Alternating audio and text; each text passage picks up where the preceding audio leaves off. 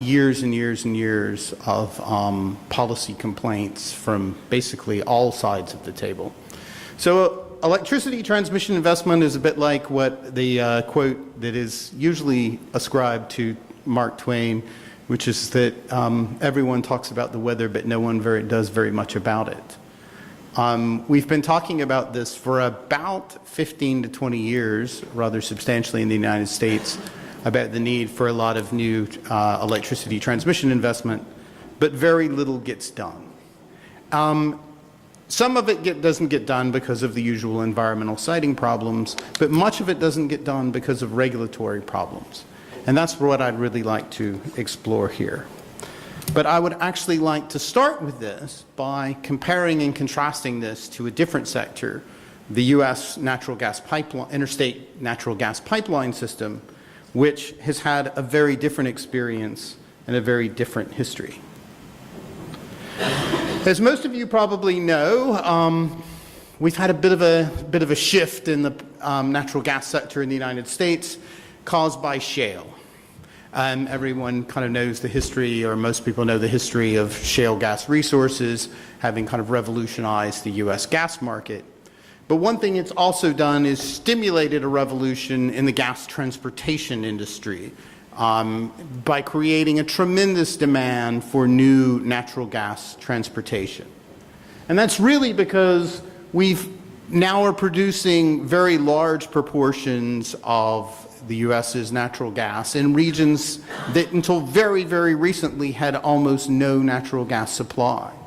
Historically, a lot of our gas came from the Gulf of Mexico and the kind of coasts of Texas and Louisiana down in the southeast, and we transported gas up into the markets in the northeast to the Midwest, Chicago type areas. Now we're producing gas in lots and lots of other places, and with an extraordinary growth in production rates. To give you an idea, about 2007, the Marcellus field was producing about 500 million cubic feet a day. It's now producing 18 billion cubic feet a day. That's about 1 million gigajoules a day, I think, to use those measures. So these are massive fields in areas where we had really no production until very recently. And this has created a demand for very, very significant and rapid expansion of the interstate natural gas pipeline system in the United States. This chart just shows some of the major projects that have come online since 2006. These are interstate-only pipelines. We make a regulatory distinction between interstate and intrastate pipelines in terms of their regulation by the federal government or by the states. But even so, we'll see quite a lot of new interstate natural gas pipeline capacity was built in very short order in order to mainly to bring this gas to market. And really kind of stretching across geographies, including some very major lines. There's one that's a little hard to see on this, a blue one, the Rockies Express, extending all the way from Wyoming to Ohio. That's a distance of about roughly on the order of about 2,000 kilometers. Major lines to the West Coast. Very, very large pipelines that got developed, approved, and built within a relatively short period of time. So overall, the natural gas industry, pipeline industry, shows that the U.S. is capable of building these things very, very rapidly if the regulatory issues can be sorted out. What does that mean in terms of spend, in terms of dollars? The blue bars on the left show the kind of rate of expenditure on new natural gas pipelines over the period of 2006 to 2016, based on some analysis I did of data from the federal government. And you can see right at the kind of height of the gas supply revolution, as a bunch of these big fields were coming online, we were making quite large investments relative to the scale of the existing pipeline system. And that really only fell off once those new regions had been kind of connected to markets to the most part. Natural gas prices, as you may know, in the United States fell very sharply and have stayed quite low with all this new gas supply. But the main thing is we kind of built out the pipeline network within about a 5 or 6 year period in order to make these gas from these fields accessible to market. On the right-hand side shows the kind of capacity. Obviously, this is kind of a gross capacity of the individual pipelines. To give you some order of magnitude, over about the 4 or 5 years, around 2006 to 2009, these interstate gas pipelines created about 60 billion cubic feet a day of new gas transportation. The United States, on an average day, looking over a year, uses about 75 billion cubic feet a day. By far the largest natural gas consumer in the world. Again, to give you some orders, that's in the order of 75 million gigajoules a day of new gas transportation capacity. That's a lot of gas. So the gas industry seems to be really quite successful at making this happen. Now let's look at the electric side. Of course, we've got a big electric industry as well. And to a large degree, investment in electric transmission infrastructure in the United States has historically followed the addition of generation, which of course is also correlated, but not completely, with demand. This shows a kind of pattern of new capacity investments. I'm sorry, that's not supposed to say pipeline investment. That's supposed to say power generation investment. Over that period, wrong header. In the 60s and 70s, we built out a large amount of large new baseload coal and nuclear plant, and that's really the era in which much of the existing U.S. Electric transmission infrastructure was added. Later on, after 2000, the economics suggested that we move to natural gas. We built a very large flurry of natural gas capacity. And now recently, the sort of becoming dominant new addition to the generation fleet is in wind. Much of this is quite far removed from load centers in the Great Plains and places in West Texas. Not very many people live, but where the wind blows a lot and where there's a lot of land. So this naturally should be stimulating some pretty large-scale transmission investment to bring all this wind power to market. It sort of hasn't. And one thing we actually see is that, again, we're not really even keeping up, that the existing electric transmission grid is actually aging rapidly as well. This is the kind of, on a kind of per circuit mile basis, when existing assets were built. This is from a review that was conducted under the Obama administration about 4 or 5 years ago. So it actually showed projections for the period out to 2015. None of those on the right-hand side very much ever happened, by the way. So really follow the trend that shows that much of the asset base is, is around 40 to 45 years old in the United States. So a pretty rapidly aging asset infrastructure as well on the transmission side. How has the industry responded? Well, it has gone up. This is data from the Edison Electric Institute showing major transmission project investment by electric utility owners over a roughly 10-year period from 2006 to 2015. These are nominal dollar amounts. You'll see it's kind of grown up, but it's grown from a very, very low base. I won't take the time to show it to you here, but you can also go and see kind of what all the investment have been in all of these projects. And arguably, very little of this represents really new transmission capacity. Much of these are actually sort of capitalized transmission rehabilitation projects.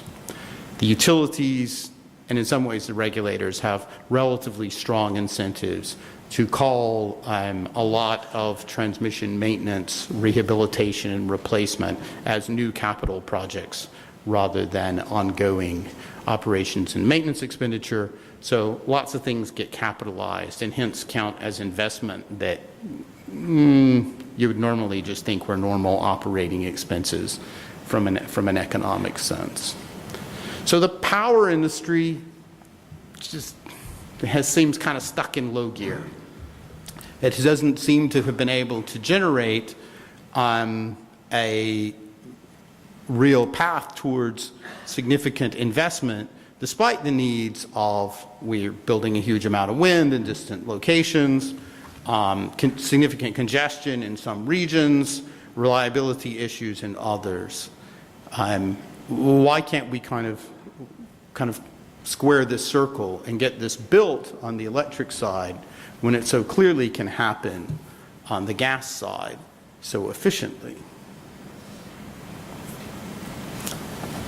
So before I look at the kind of regulatory regimes for gas and power networks in the United States, I'd like to kind of step back and think a little bit about some of the economic issues in network expansion, which kind of regulation in some way may have to cure. First, of course, is economies of scale. One thing limiting merchant-type investment in many, many types of networks is economies of scale and lumpiness of individual investment.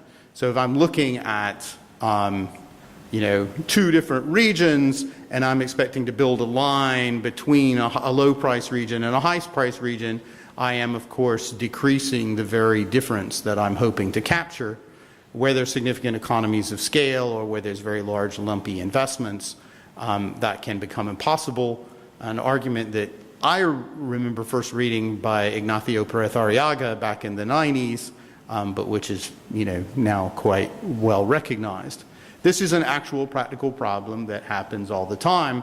I actually worked on trying to finance a huge transmission line into New York City that was going to create very significant economic benefits by basically removing all congestion into New York City in most hours, which was great. It was going to cost $2 billion. And the banks I was working with became really unexcited about this when they realized that there would no longer be any congestion price differential for them to actually capture, thus undermining the case of their $2 billion. It never got built. The second one of these is the scope, and electric networks is also well recognized that you can actually have people build things which reduce the potential transfer capability of the system rather than add it. That's a problem that's been studied by a few people. I think Jim Bushnell and Steve Soff have published on that. Practically, that turns out has not been a real problem in the United States. The transmission planning process pretty much kind of prevents those kinds of opportunistic lines that create congestion from being built. Third, and I think this is really the kicker from the American experience, has been cost allocation issues. On an integrated network, say a regional power grid, I want to build a line from my location to Richards, but some of the rest of you guys out there benefit over there, and some of you over there actually probably don't benefit, and I have to have a system as a regional transmission planner for allocating those costs. The U.S. was quite slow in identifying this as a problem, as we will see, and this remains a very significant issue about getting large-scale new capital projects built in the transmission sector. So let's look a little bit about how this works on the gas side, which help explain why it happens so fast there. We do not have a national gas grid or network in any part of the United States. We never did. We have by far the largest natural gas transportation system in the world, and we don't have anyone running it. We have individual pipeline companies and developers. They develop individual pipelines. They operate under a contract carrier model where you basically have to have a contract with them to move gas. Those contracts are sellable as individual property rights. They are, in some cases, very significantly traded. There's a very, very large natural gas trading industry, but no one runs it. No one plans it. There's literally not a gas planner for any part of the United States. The FERC does regulate rates of pipelines that are built. Its regulatory authority is actually limited to licensing new pipelines. You do have to show that there is a need for a new pipeline to get something called the Certificate of Necessity, which is required for you to have construction authorization. Historically, you achieve that by saying, I know that this pipeline is needed because I've got a lot of customers out there who've signed long-term contracts saying that they will take capacity on the line and pay for it. On that basis, the FERC then says, okay, if the market wants this capacity, then there must be some economic rationale for it. You can build it. Of course, there's also other environmental siting things which are unrelated to direct economic regulation, but those aren't really particularly of interest to us here. So as long as long-term contractual shippers are willing to pay for gas transportation capacity, the FERC tends to let them get built. All costs for the pipeline have to be recovered from the pipeline developer and its contractual customers. There's no sharing of those costs with other users of the gas system. So that creates a quite strong alignment of the costs and benefits of new gas transportation between those customers and the pipeline developer. There are competing, and always have been competing, pipeline developers trying to build projects from a new producing region or into consuming regions. And there's 4 or 5 of those major companies, major groups. They compete very strongly to develop new projects and kind of always have, because there is no incumbency in the gas transportation system. In contrast, how does it work on the electric side? Obviously, transmission regulation in the U.S. is quite complicated, so I'm just going to hit a few high points. The transmission systems tend to be operated by individual utilities, are owned by those, and they do the physical operations. Transmission planning and short-term market operations are done by individual system operators in most of the country or regional groups. We have the kind of classic model of open access to a regional grid. When a new line wants to get built, somebody has to say, a planner has to say, we need a new line from here to here. That's going to cost X. That's going to generate X, Y, and Z in terms of benefits. New build costs are rolled into the transmission rate base. As I mentioned before, the benefits for new transmission additions may vary widely between different users of the grid in a region. And this has really kind of proved to be a major, major problem and source of contention in the U.S. There's also significant pressure by state governments, which do have an influence on federal policy, a very big influence on federal policy, and a very big influence in Congress to control rate increases for new transmission assets. And some of this comes down to accounting. One of the features of U.S. cost of service regulation is that we rely on, I think in what is usually referred to in the British context at least, is historical cost of counting of everything. how much money was spent on it, and have you recovered that money over time? So you've depreciated assets. So what happens, and this is a bit of an illustration on the right-hand side, is I build an asset in 2010. It goes into the rate base, and the y-axis is the kind of required revenue I need to kind of recover my costs for this example asset over time. And it declines. I basically depreciate this asset, and then after 40 years, it's deemed to be worth nothing, and I don't have any kind of debt against it, and my return on that asset's now zero. When you have very long-lived assets, as we have in the transmission system, the kind of average, what we call embedded cost of that infrastructure is very, very low. Building one single new line bumps that up tremendously, which puts a lot of pressure on transmission rates. When I have lots and lots of assets that were built 30 and 40 years ago, as we saw in that previous picture, the average embedded cost of those assets is very, very low compared to that of new assets. So adding a substantial amount of new assets increases the transmission rate a lot. Somebody in a state capital is going to hate that. That person gets on the plane and flies to Washington and talks to their members of the United States Senate and House of Representatives and starts bitching and moaning uncontrollably. That kind of turns out to be one thing that is hindering us, is the fact that we, in effect, never revalue assets. We use historic basis.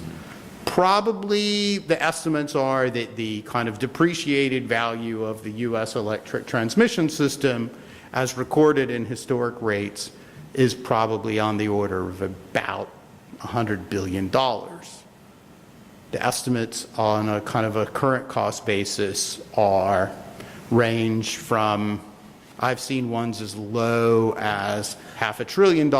I've seen ones as high as $1.5 trillion, which turns out to be some real money. But it does put a lot of pressure on the controlling of rate increases. So, when we don't have investment, what do we have? Well, we have to have a policy response. And gosh, if we had a lot of policies. I'm only going to talk about a handful of them, which are kind of relevant here. There's been plenty more, but these are a few of the bigger ones. First, there was actual legislation in 2005, the Energy Policy Act, which gave FERC some new tools to try to encourage transmission investment deemed even by then to be of a critical national necessity. FERC was given the authority to give kind of incentive returns on equity to new transmission investment. So we're going to kind of goose up the return, and that's going to make everybody want to invest in things. They also gave FERC a bigger role in siting. Turns out, though, that the utilities already had a pretty good incentive to invest in things, and in the very low interest rate environment after the financial crisis, the incentive to invest in things is not the problem. The banks of the world could raise the money to invest in new regulated assets very, very fast. The private equity funds have, in effect, an almost unlimited supply of capital looking to go into low-risk regulated assets at this point. The problem is actually getting anything done. It's not the Wall Street problem, it's the Washington problem. It's the regional and state regulatory problems which are keeping things from happening. So FERC's next thing was a big, big order that was going to resolve all of these problems called Order 1000. It was issued in 2011. Had to withstand various legal challenges that were finally resolved by the DC Circuit Court of Appeals in 2014, and now is kind of in full force. It said, okay. Seabron, sorry if you probably can come to a conclusion. Yep, that we still have a little bit next of. to the last one. Okay. How many minutes am I in? Okay. It said everybody has to have a regional plan covering these nice colored regions here. We have to coordinate across regions, and we have to have cost allocation methods designed to spread those costs around, and that those cost allocations have to be roughly commensurate with the benefits that users see. So, summarize, why does these things have had such a different background? The gas pipeline industry had no incumbency and had very, very strong incentives to invest from the first start. It never had the question of allocating costs because all costs were borne by the user of the new asset.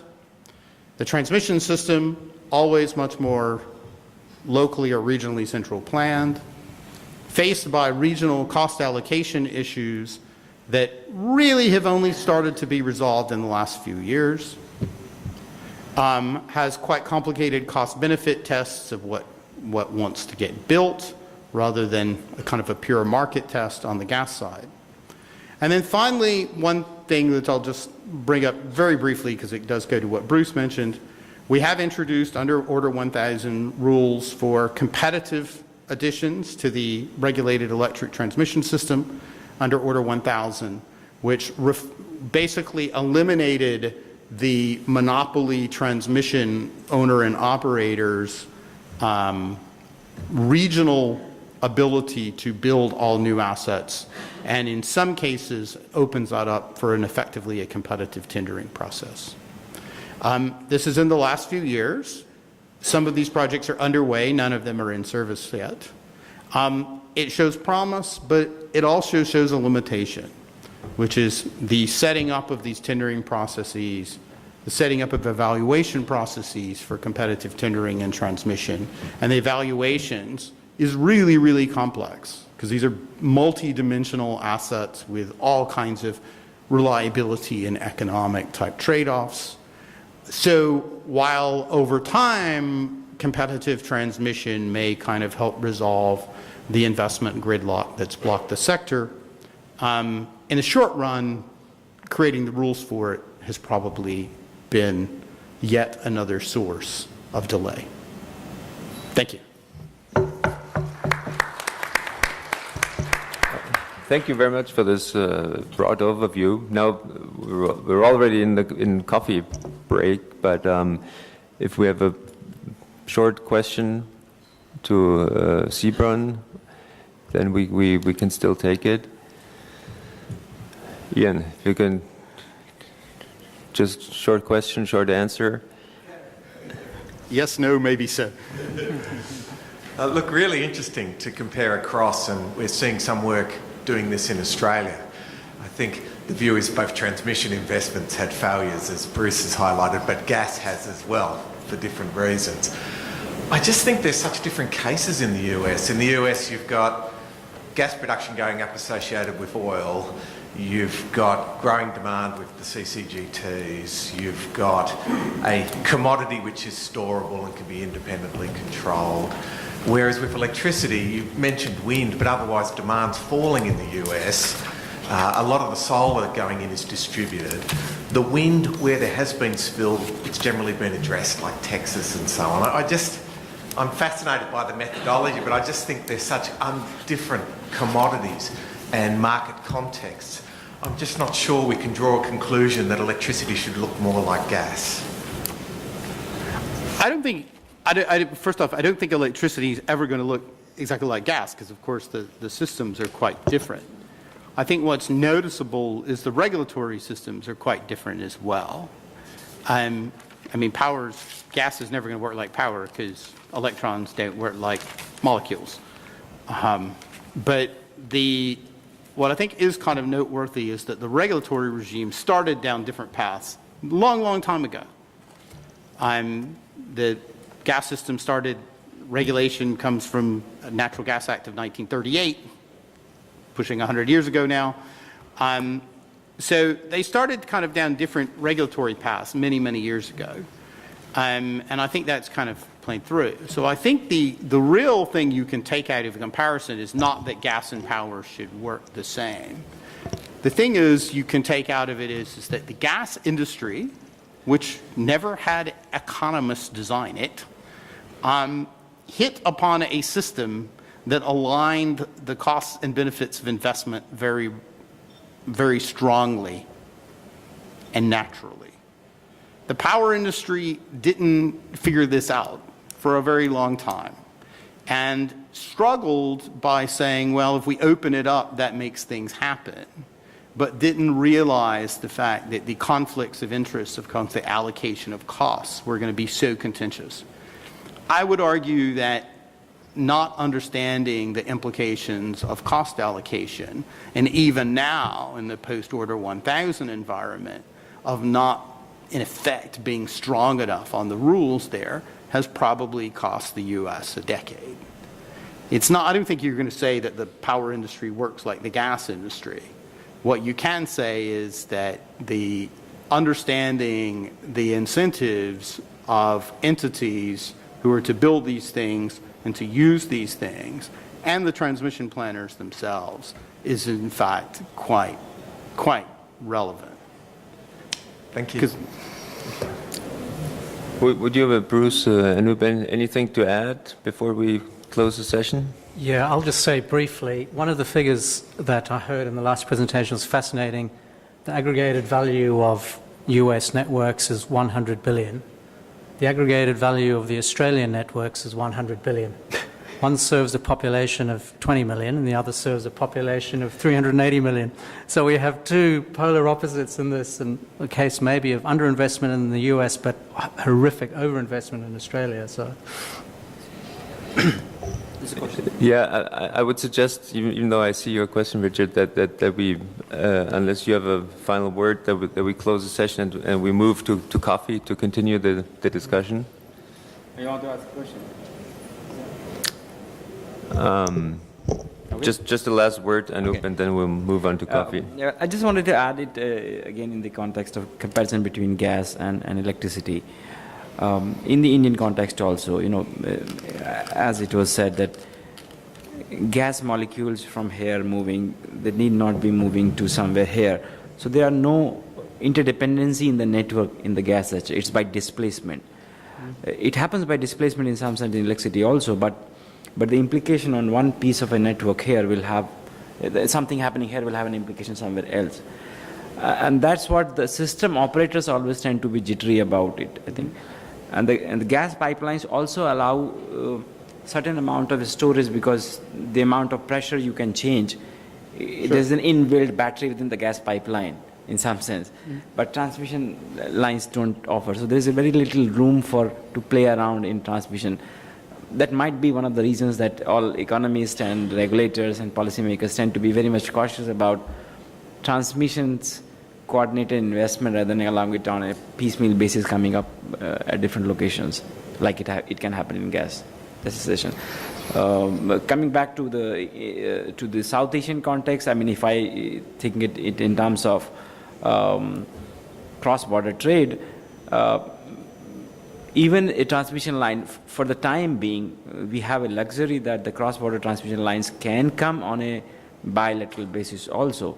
But if we have to move at a regional market context, again, we will start talking about some coordination of transmission investment. Because a line which, Sri Lanka, which wants to import electricity from Nepal all the way, something has to be planned between the link between subsea line here and what will happen between Nepal and India and in between within India. So I still feel that it's a tricky question to leave transmission to the individual regional entities and let them do whatever they want to do, because ultimately implications are far and wide wherever the wires are connected to each other. So, I mean... Right, which is, I'm not in any way suggesting that the electricity system won't be centrally planned, because I think it will be. My argument, in fact, is that it's been centrally planned, but without... It's been centrally planned in an electrical sense without a consideration of the economic incentives of all the various actors within that. And that those cost allocation problems are the hindrance for actually making investment happen. It's not about people with computer models. It's about the fact that the computer models were never used to actually think about who bears the costs for the benefits associated with them. It's not that the power system is going to work like gas, which physically it absolutely can't. It's that the question is the electric system regulation in the U.S., to me, never was able to think properly about identifying how to get the incentives right to make new investment operate, which gas, which is a much simpler system, did. Okay, so that suggests that we still have some research even after the 1992 paper by Bill Hogan in the 21st century. Let me thank you very much, and please join me in giving a hand to our 3 panelists and their upcoming papers. Thank you very much.